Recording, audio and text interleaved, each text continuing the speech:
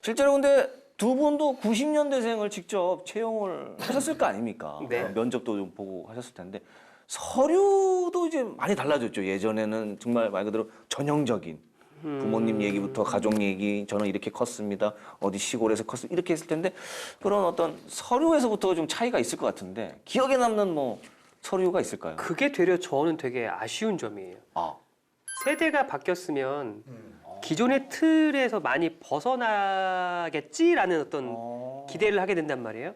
제가 뭐 80년대 후반생들을 주로 많이 채용했을 때 시점에서 봤던 내용과 네. 지금 90년대생들이 보여주는 어떤 이력서나 자기소개서의 내용들과 다른 점이 없어요. 아, 그건 좀 아쉽네. 그러니까 그 시장이라고 표현해야 될지 모르겠는데 사회의 어떤 그 성장의 발전 단계에서 취준생이라는 네네네. 그 단계는 안 바뀌어요. 아, 거기 그러니까 이게 세대는 다 다르고 MZ 세대인데 거기만 들어가면은 다시 네. 그 안 바뀌는 이유를 대충 보니까 그런 게 있어요. 뭐죠? 보편적으로 누구나 1, 2년을 경험하는 내용이에요. 그 단계가. 그 이후로는 경험하지 않아요.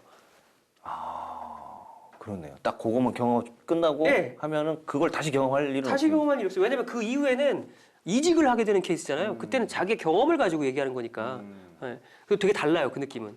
그리고 저는 이상원 팀장님 얘기 한 걸음 더 나가서 오히려 더 표현력이라든지 경험했던 경험의 깊이라든지 다양성이라든지 생각의 뭐 이런 뭐라고 해야 되나 흐름이라든지 이게 80년대 후반보다 요즘 친구들은 오히려 좀 더 덜 경험했다. 그렇지. 아, 오히려. 그러다 보니 뭐 저희 회사의 경험일지 모르겠지만 네. 대부분 지원하시는 분들의 자기소개서의 열정과 도전이라는 키워드는 단골로 등장해요. 네. 열정적이고 도전적인 얘기는 없어요. 아. 자, 그럼 이제 서류에서는 그런데 그래도 이제 면접까지 오면은 네. 대화를 하면은 분명히 조금 톡톡 튀거나 아, MZ 세대구나. 그렇게 느낄 만한 사람들이 있었나요? 면접 보실 때? 아, 역시 저는 완전- 그다지. 아, 예, 느껴본 면접 때도? 적이- 저는 톡톡 튄다기보다 되게 자신감 있게 네. 유창하게 면접을 잘 봤어요. 물어봤더니 학생회장 경력도 있고 집에서 부모님이 가게를 하셔서 가게를 많이 도와주면서 사람이랑 대화하는 거에 대한 고민이나 어려움이 없는 친구예요. 그래서 영업 쪽으로 한번 잘 키워봐도 좋을 것 같습니다라고 보고를 드리고 최종 면접을 올렸죠. 네. 아뿔싸. 거기서 사장님이 인생의 가치관이나 이런 거에 대한 질문을 던졌는데 거기에 대한 고민이 별로 없었던 거예요. 거기서 말린 거죠. 그러면 말렸어요. 일단 대답을 잘 못했어. 그러면 죄송합니다. 제가 다시 한번 생각해보고 기회가 되면 다시 한번 차분히 설명드리겠습니다 하고 넘어갔으면 좋겠는데 거기서 그냥. 그게 아니라요. 아니라. 그러니까 제 말은 이 메비우스의 때에 빠져서 안녕 이렇게 했던 경험이 있었거든요. 보면 취업을 위한 고민은 많이 했으나 내 스스로에 대한 고민은 그렇게 많이 하는 사람들이 많지가 않다. 그리고 진짜 본인 스스로에 대한 어느 정도의 객관화나 평가들이 세워진 사람들이라면 자소서나 면접이나 퀄리티가 좀 달라지는 것 같아요. 확실히. 사실 좀 그런 게 있는 것 같아요. 이게 90년대생 MZ 세대는 어쨌든 문자를 많이 하잖아요. 톡도 하고 네. 전부 다 이런 걸로 감정 표현도 뭐 이게 활자화시켜서 문자화시켜서 다 드러내니까 표현 방법이라든가 이게 그게 아니라요가 아니라 좀 당당하게 얘기해도 되는데 예전에 우리는 다 폰팅 세대 아닙니까? 갑자기 전화가 와가지고 받으면 아니, 갑자기 전화로 얘기 좀 할까요? 그런 적 있었어요. 저 갑자기 아버지랑 밥 먹고 있는데 저랑 얘기 좀 합시다. 누구예요? 그러는데 가요 베스트 뒤편에 보면 이제 그 펜팔이랑 네. 그거 하듯이. 그래 그때는 왜냐면 겹쳐주세요. 아니 그때는 이제 얘기를 하잖아요. 그러면 이제 뭔가 계속 얘기를 해서 어휘도 늘어나고 어떤 뭐 표현 방법도 늘어나고 그러는데 지금은 이거잖아 다. 그래서 그것도 있었어요. 그 최근에 나왔던 어디서 봤는데 영업사원을 뽑는데 네. 전화 직무가 있는지 없는지를 보고 고른다는 거예요. 이게 어려워하는 사람들이 많아요. 전화 받는 게 싫은 거예요. 이제 지금의 90년대 MZ 세대들은. 그래서 저는 실제로 인터뷰할 때 어떤 직무를 입사하든 우리는 멀티플레이어를 지향하는 회사라 네. 전화를 무조건 받아야 된다. 전화 받는 데 대한 어려움은 없냐 아니면 이런 경험이 있냐라고 저는 꼭 물어보거든요. 근데 실제로 답변을 해본 적 없고 잘 모르겠습니다. 긴장될 것 같습니다. 라고 얘기하는 친구들이 대부분이에요. 회사에서 소리 진 적 있어요, 저는. 그래서 왜요? 소리를. 반드시 이제 그러니까 약속의 확인을 지속적으로 해야 되는 게 인사하는 사람들의 어떤 공통적인 업무 중에 하나예요. 네. 뭐 이때 회의를 하기로 했다, 이때 면접을 하기로 했다, 면접하려면 면접위원들도 여럿이고 면접자들도 여럿이 있을 수 있고 그런 사람들과의 어떤 약속된 협의점을 도출해 나가려면 그거를 메일만 보내놓고 띡이라는 표현을 하지 않을게요. 네. 메일만 보내놓고 일이 다 끝났다라고 판단하는 거예요. 그러니까 이게 당연하다고 생각하는 거예요. 자기들은 메일이 오면 보거든요. 네. 네. 근데 어떤 사람은 메일 오는 거 신경 안 쓸 수도 있잖아요. 그럼요. 네. 문자까지 보내는데 문자도 신경 안 쓰는 사람이 있어요. 네. 그럼 보냈다라는 거를 전화를 통해서 확인을 시켜줘야 이 업무가 끝나는 거예요. 근데 본인 입장에서는 나라면 당연히 확인했을 텐데 아하. 거기서 당연한 걸로 끝나는 일들이 생기는 거예요. 네. 전화 통화를 왜 안 하냐고 소리를 지른 적이 있어요. 한번 그래서. 네. 이제 그 90년대생들이랑 이제 업무를 하다가 생기는 갈등들이 분명히 이렇게 있죠. 있는데 거기서 또 폭발을 하셨군요. 한번 근데 해주세요. 왜냐면 이게 업무고 특히 메일이나 이런 거는 굉장히 중요한 업무기 때문에 화를 뭐 낼 수밖에 없는 상황이거든요. 업무를 제대로 못한 거예요. 그거는 명확하게 얘기하면. 예. 손해가 어마어마할 텐데. 메일만 보냈을 때 일어날 수 있는 최악의 경우에 대해 대비가 안 됐을 거예요. 상상도 안 했을 거고 네. 거기까지가 내 책임이야라고 생각도 안 했을 건데 90년대생 입장에서 표현해 보면 메일 보내라고 했었잖아요. 거기까지만 그냥 한 거네. 제가 전화도 했어야 되나요? 왜요? 라고 생각하는 친구들도 있을 수 있거든요. 그래서 전 그렇게 지시하지 않습니다. 그래서 아니, 이상훈 팀장님은 뭐 그 이전이든 이후든 그냥 이 일을 의미와 네가 책임져야 되는 원하는 결과까지도 디테일하게 알려줘야 되는 거예요.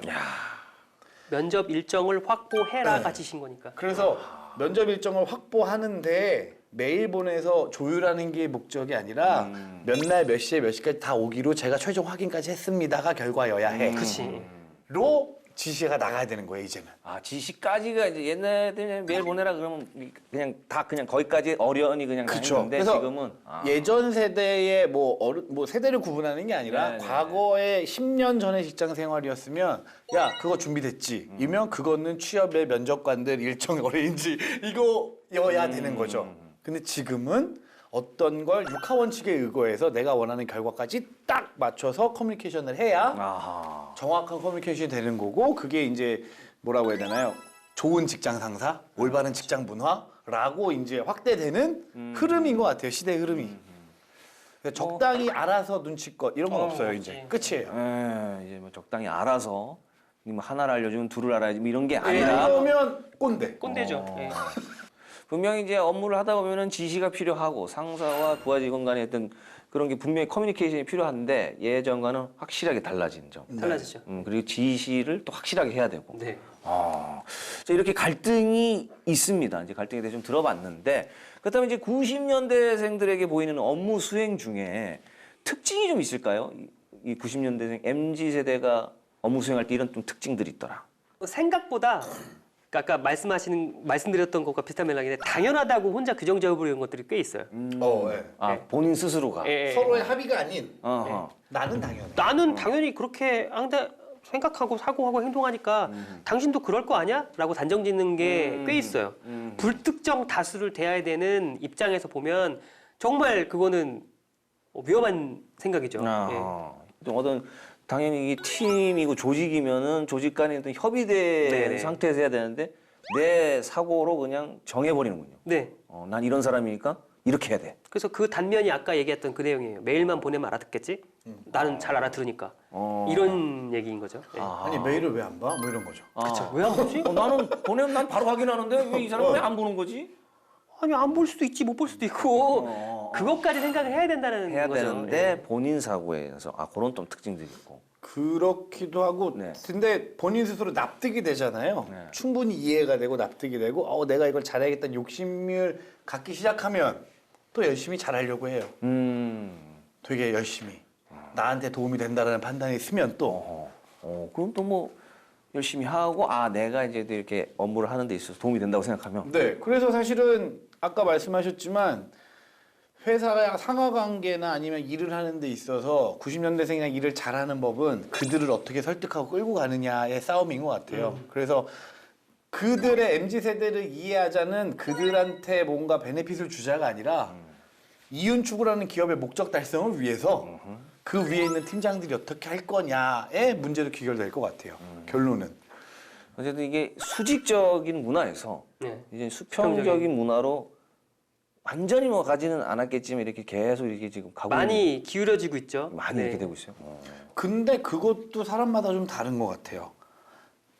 능동적이고 적극적이고 알아서 일한다기보다는 지시받는 거에 너무 익숙해요. 누군가 가이드해 주는 거에 되게 익숙하고. 수동적이네. 네. 그런 면에서는 또 수동적이에요. 그래서 자율성을 주세요. 우리가 알아서 해볼게요. 라고 얘기해놓고 그럼 니들끼리 알아서 하세요. 딱 던지면 가만히 이렇게 있는. 최소한의 가이드는 주셔야 될 거 아니에요가 되는 상황들도 발생을 해요. 그렇게 되면 결국 일은 내가 하는 느낌인데 일은 내가 다 해서 정리만 좀 부탁하는 느낌이 될 수도 그래서 있겠네. 어떤 분은 그런 얘기까지 하더라고요. 뭐 분노와 역정을 하면서 그럼 내가 분노가 많이 숟가락으로 나오네. 밥을 퍼서 입까지 이렇게 떠먹여줘야 되는 거냐.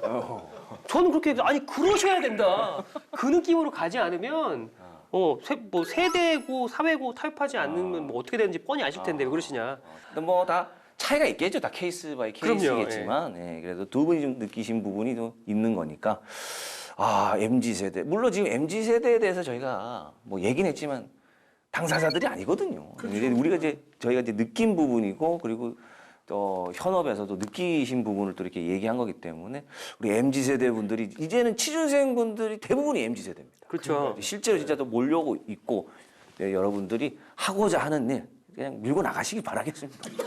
결론 이렇게 되는 거예요. 결론은 저는 두 분이 얘기 들었지만 들어보니까 약간 라떼 느낌이 좀 있어요.